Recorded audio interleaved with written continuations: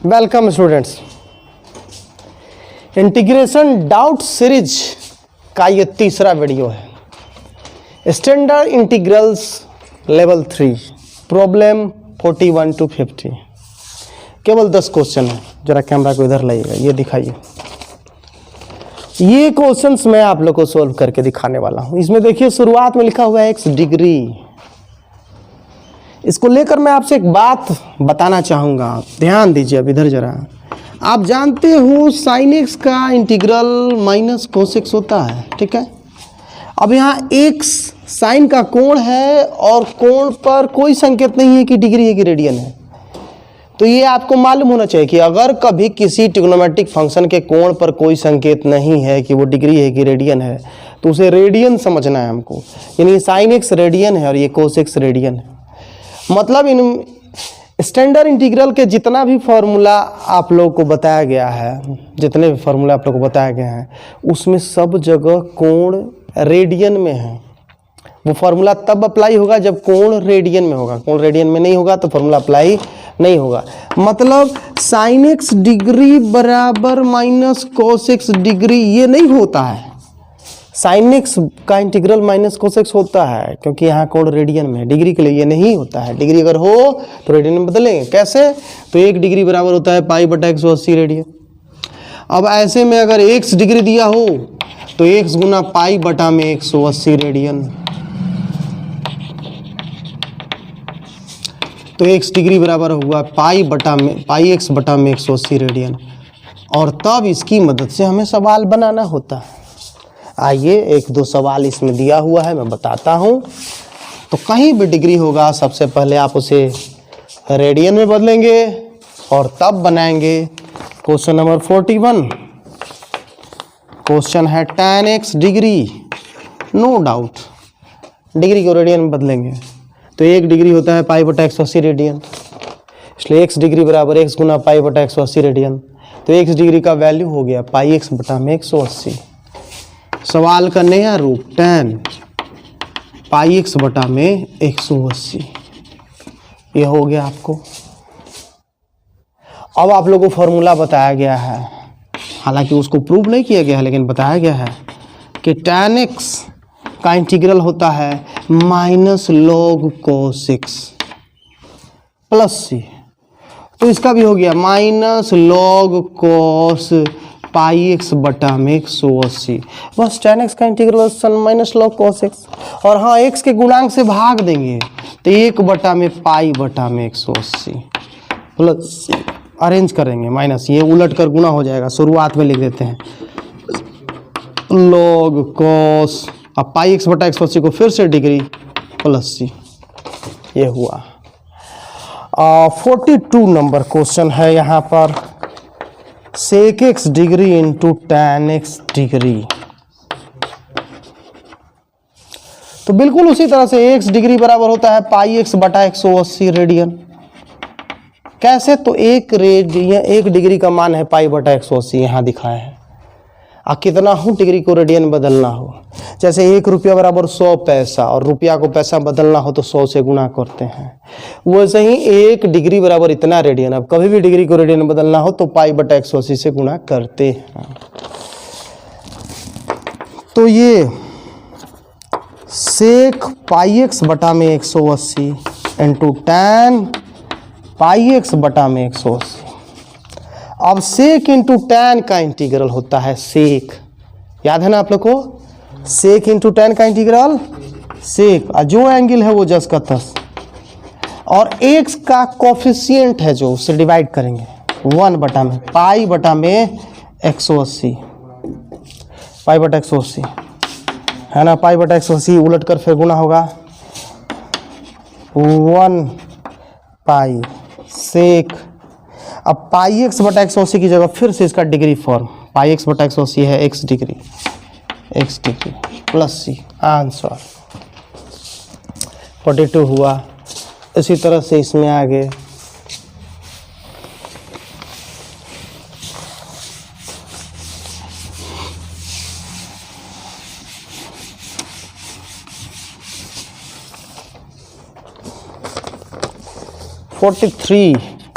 Directly आप लोग से बन जाएगा 2x³ 5x⁴ प्लस 7। 2 अपनी जगह पर है, x³ का इंटीग्रल x⁴/4, 5 अपनी जगह पर है 5 into x⁸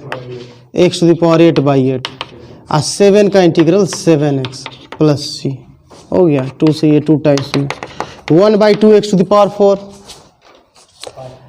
plus 5/8 x⁴ plus 7x plus c, answer हुआ 44। हाँ 7 cos 3x 1/√1 - x² plus sec(x) into 10x।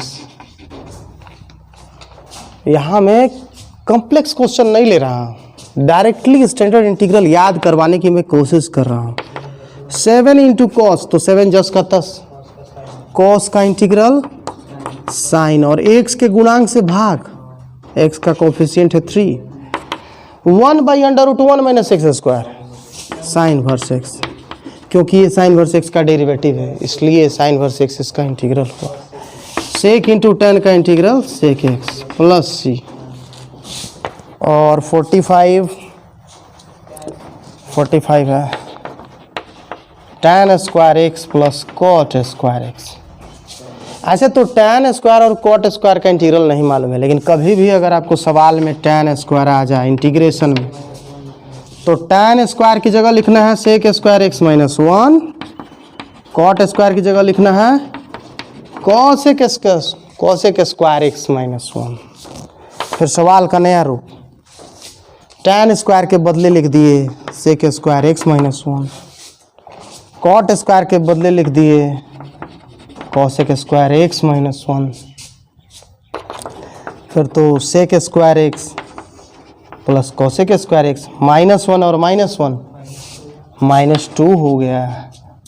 सेक स्क्वायर का integral tan x, cosec square का इंटीग्रल माइनस कॉट x और 2 का इंटीग्रल 2x प्लस c। ये हुआ हम लोग का 45। इसके बाद 46 नंबर क्वेश्चन, एक बहुत इंपॉर्टेंट चीज़ मैं 46 के बाद बताने वाला हूँ, ध्यान दीजिएगा आप लोग।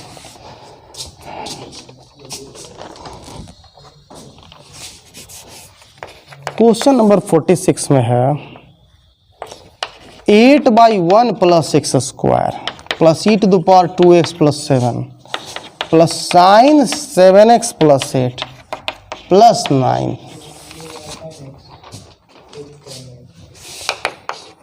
इसको 8 इंटू 1/1 प्लस x² लिख सकते हैं, e⁴ 2x + 7 जस का 10, साइन 7x + 8 जस का 10 और 9। अब चूंकि tan इनवर्स x का डेरिवेटिव है 1/1 प्लस x², इसका मतलब 1/1 प्लस x² का इंटीग्रल है tan इनवर्स x। तो 8 tan इनवर्स x, e का इंटीग्रल ही होता है x के गुणांक से भाग, साइन का इंटीग्रल माइनस कॉस होता है x के गुणांक से भाग, और 9 का इंटीग्रल 9x प्लस c। हाँ, अब मैंने कहा था मैं एक इम्पोर्टेंट बात बताने जा रहा हूँ, नोट करके जानने की ज़रूरत है। देखिए भाई, आप तो ये जानते ही हो कि f(x) का इंटीग्रल f(x) का डेरिवेटिव का संकेत है f'(x), और ये भी जानते हो कि डिफरेंशिएशन के उल्टा को इंटीग्रेशन कहते हैं। तो जब f(x) का डेरिवेटिव f'(x) है, मतलब f'(x) का इंटीग्रल f(x) होगा और प्लस c।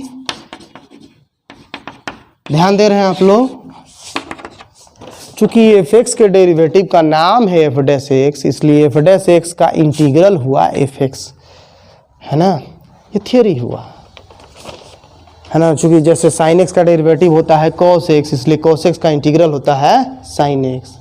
जैसे tan x का डेरिवेटिव sec स्क्वायर x, तो sec स्क्वायर x का इंटीग्रल होता है tan x। इसी का हम लोग इस्तेमाल करने वाले हैं, है ना। जैसे 47 क्वेश्चन में इसी पर बेस्ड है। क्या लिखा हुआ है 47 में, कि इफ f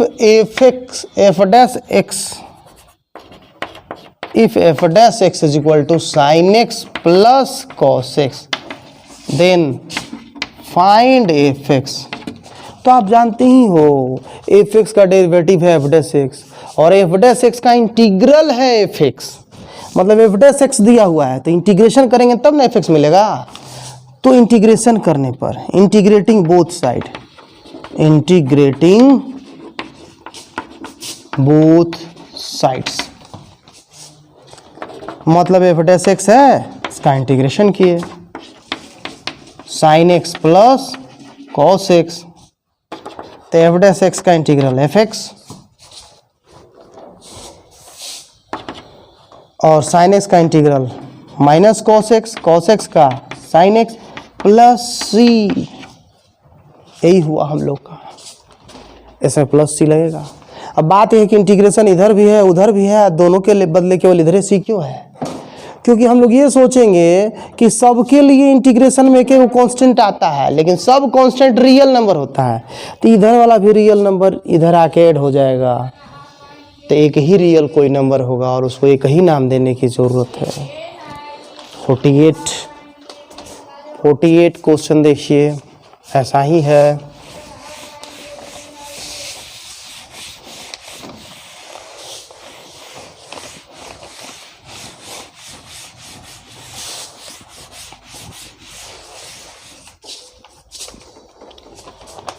क्वेश्चन नंबर 48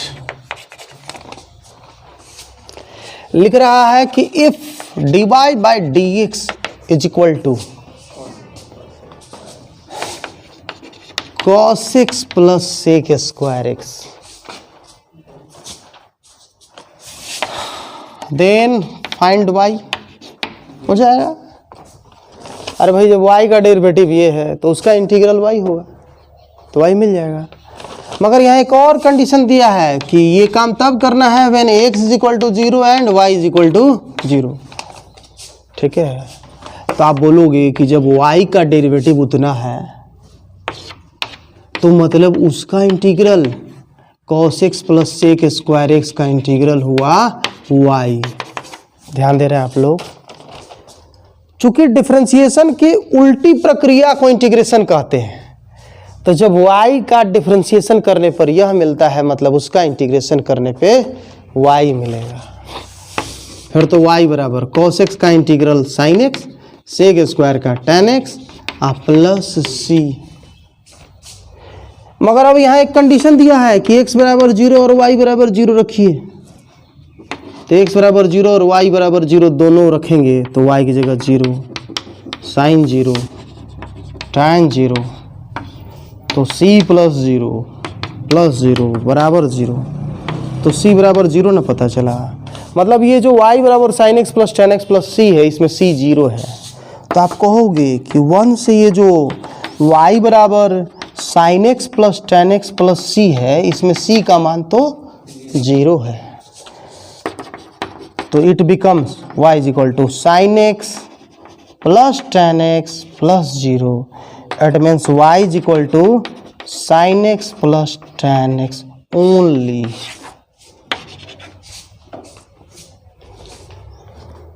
तो ये हुआ 48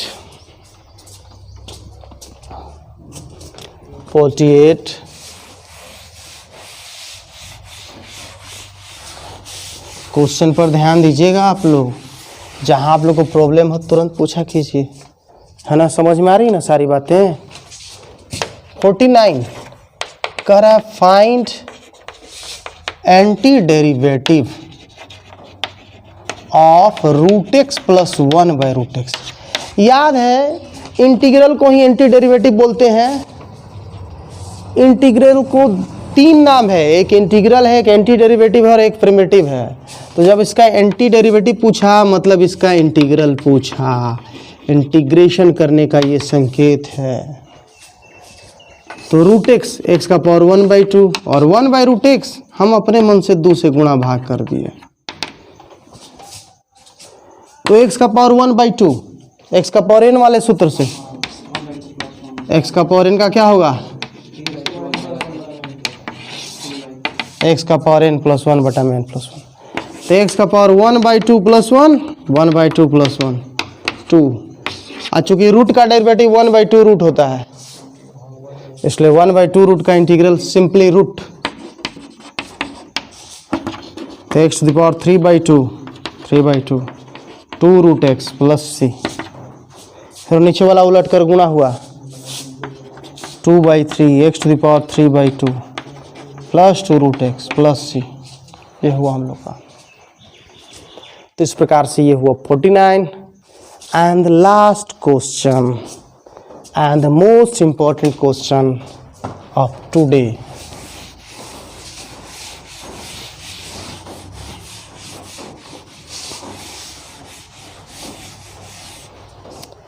क्वेश्चन नंबर 50,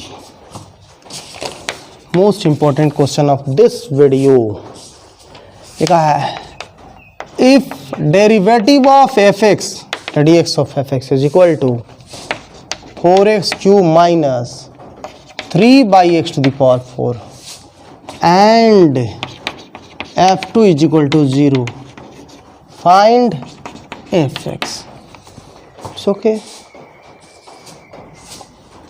हमको एफ एक्स चाहिए, f2 बराबर 0 दिया हुआ है, ठीक है। इसी में देखिए, जब एफ एक्स का डेरिवेटिव वो है तो मतलब उसका इंटीग्रल एफ एक्स हुआ ना, तो मतलब 4x³ minus 3/x to the power 4 का इंटीग्रल हुआ F X according to definition. Why? Because integration is the inverse process of differentiation. So F x is equal to 4x³ minus 3, अब बटा में x का पावर 4 है, हाँ 3/x to the power 4 को हम लोग समझेंगे 3 × 1/x टू द पावर 4, फिर 3x to the power minus 4, तो x to the power minus 4। So F x is equal to 4x to the power 4/4 और minus 3x to the power minus 4 plus 1 minus 4 plus 1 plus c। So it gives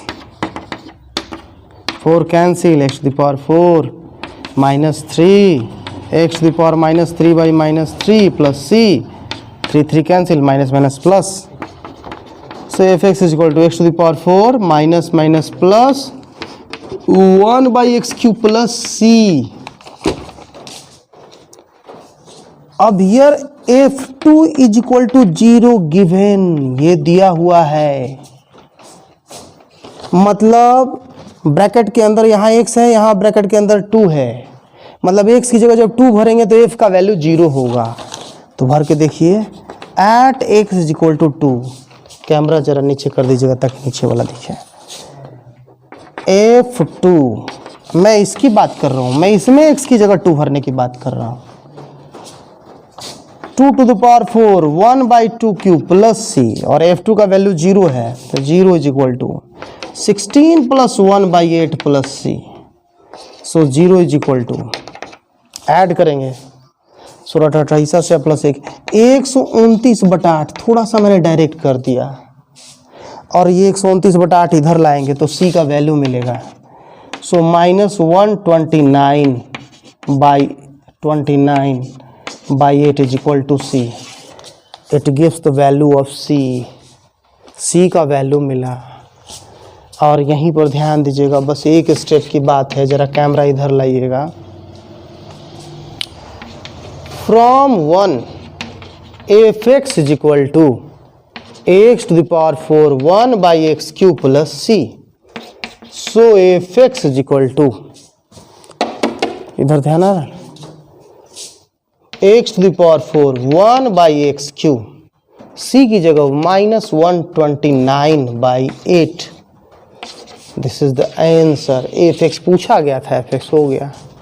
तो यह integration doubt series का तीसरा video